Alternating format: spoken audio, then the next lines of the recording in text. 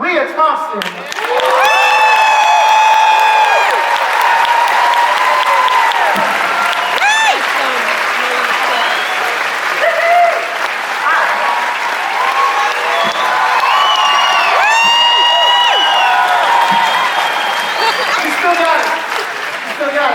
Remember the two dance coming up in the please. Just saying. And what would Back to the Future be without the Doc himself, Mr. Emmett Brown?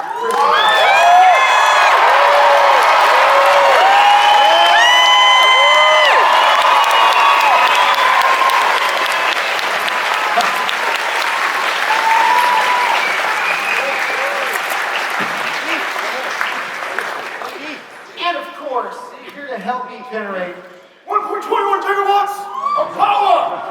Marty McFly himself!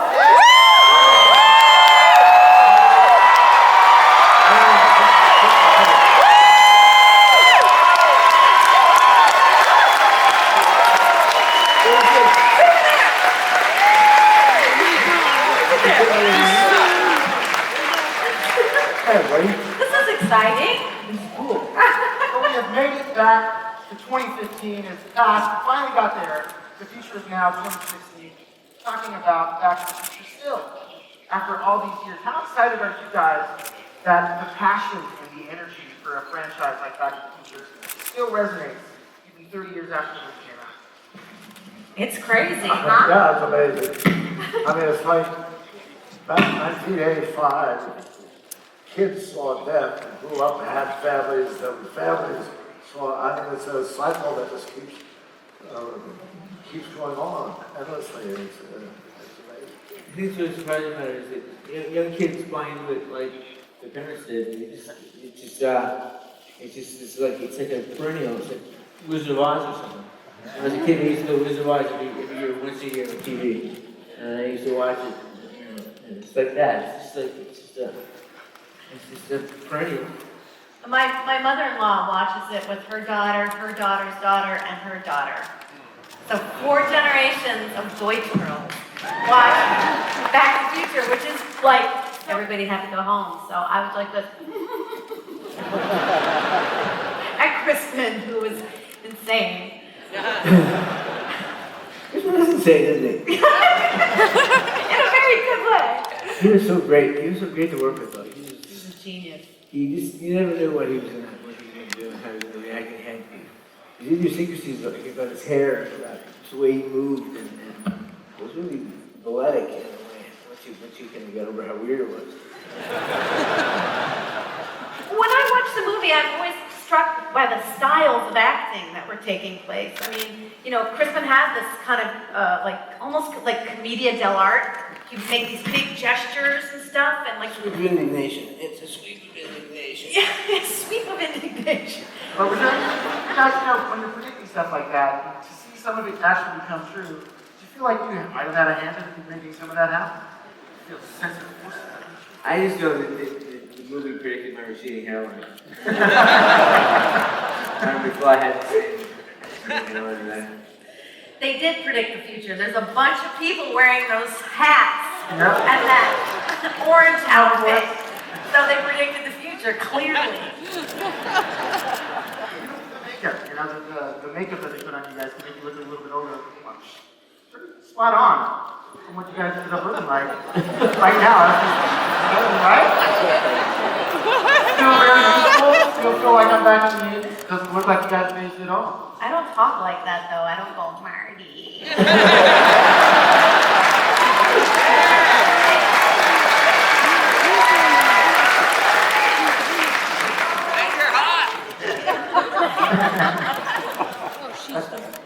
She just did. Scenes I remember with these two was with Chris. The whole thing with the car on the table, please choose the crew this model. It was just so brilliant. I just felt like I didn't have to act like Marty McFly. I mean, I just was wrapped with what he was doing. He was mesmerizing. So good. And when we did the scene where I wake up in your bedroom, that was when I started on a weird movie. And that was about 2 weeks in or 3 weeks in. we did that. And the movie was strange for me because we do a scene and we just do my coverage because another actor played the role before I was hired. And so there'd be a lot of the scenes in the movies that are not me. But that was the first scene that really, that we really got to do something in. And again, I take blown away by how good you were and how earnest you were and how funny you were.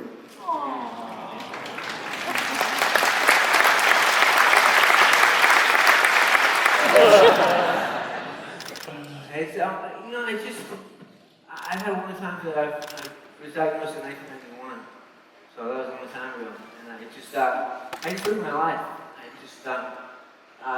Things come up that are harder to do, or consistently more difficult to do, because it is progressive disease. I just take note of it and find another way to get around it. And it's like, it's kind of corny, but a thing that I often say is, if you imagine the worst case scenario, and you obsess about the worst case scenario, and it actually happens, you lose it twice. So I just try to take every day as it comes.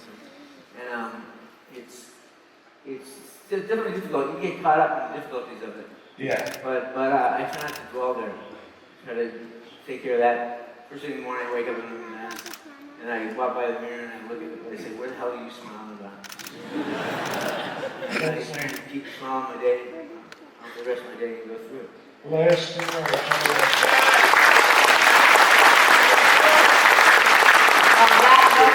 like anytime, for a long time, anytime you saw a disabled person on TV, you hear soft piano music in the background. And you'll be whispering in tones of, oh, yes, this, yes, that. Tinkle, tinkle, tinkle, tinkle. And I say disabled people can be jerks, they can be human beings, they can be people you argue with, they can be people that you interact with every day. It's important to normalize, the aspects of their life that are unchanged. They have to take taxis, they have to go through life, go grocery shop, do whatever they have to do. And so to make them saints or project some stuff onto them is not helpful.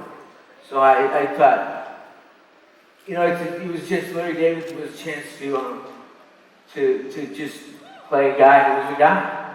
The guy had, it was me, nominally, but I had a chance to play a guy who argues with his neighbors and plays games with people and messes with their perception. I thought it was a good opportunity. So I wasn't making fun of the disabled, I was making fun of the human condition that we separate ourselves based on what we see and we project on other people with things that they may not be feeling or thinking.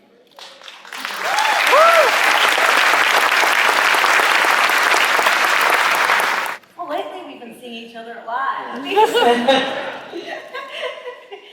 It's really nice. We've done a lot of different movies together. The anniversaries that come up, we experience together, we do stuff together, which is really fun. But I think I'd like to stay in closer touch over the years, but whenever we see each other, the three of us, extended cast, it's great. It's like, she looks 23 to me.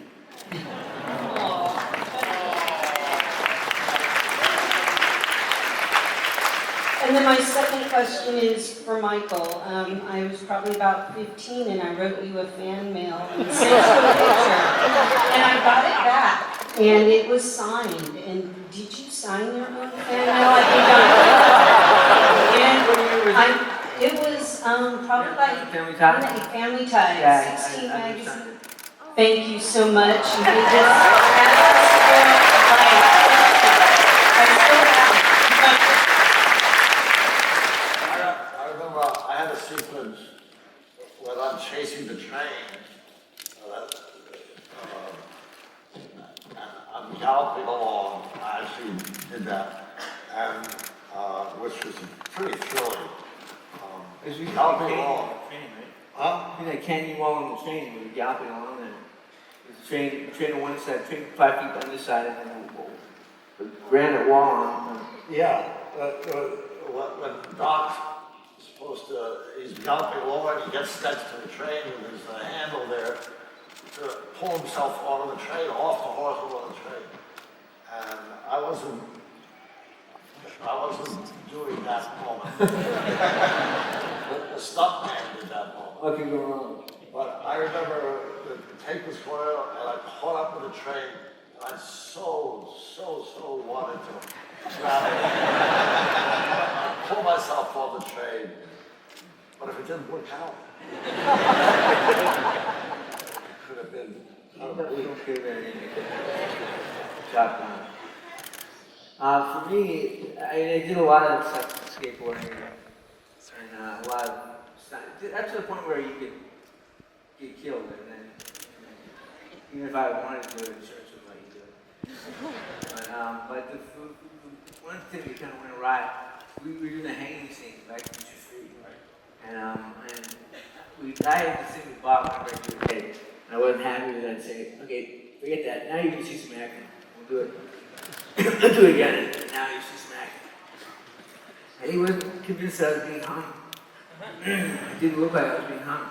So I said, okay, I'll put my hand in there, and I'll lift my feet off the ground, and I'll actually hang for a little bit and see how it looks. And I said, watch this, Bob, it'll be great. So I blocked my carotid artery, and I went out. And then I woke up, it seemed like 3 minutes later at the end of a rope. And that was the hairiest experience I had. Great shot. Yeah. I just have one. I think imagining yourself in another time, in the past, or another time in the future is kind of a universal sort of fantasy that everybody has. You wish that you could be in the future somewhere, or you wish you could be in the past to see. So I think it appeals, certainly appeals to that kind of very wish. It was a perfectly crafted screenplay too. I mean, Yeah. look at the screenplay, it's perfectly, and everyone's fascinated with their parents and what their parents were like. I mean, that's how the story started in Bob Gale's mind. Apparently he saw a picture of his dad in a yearbook and wondered what it would be like to meet him, you know, when he was that age. And the idea that we all start out with the same dreams no matter how old we get. We were young and had dreams and wanted to pick up their own son and things like that. I think also, the thing about the movie as a movie, as an entity unto itself, it was purely emotive. They weren't looking to do a franchise. They weren't looking to do anything. They just want to make this movie. They want to make it like any other movie or in the style of something else or something that reminded you of another series of franchise movies. They just want to make this movie. And it was so pure, their attention and their effort, that they created something really special and kind of took on a life of its own.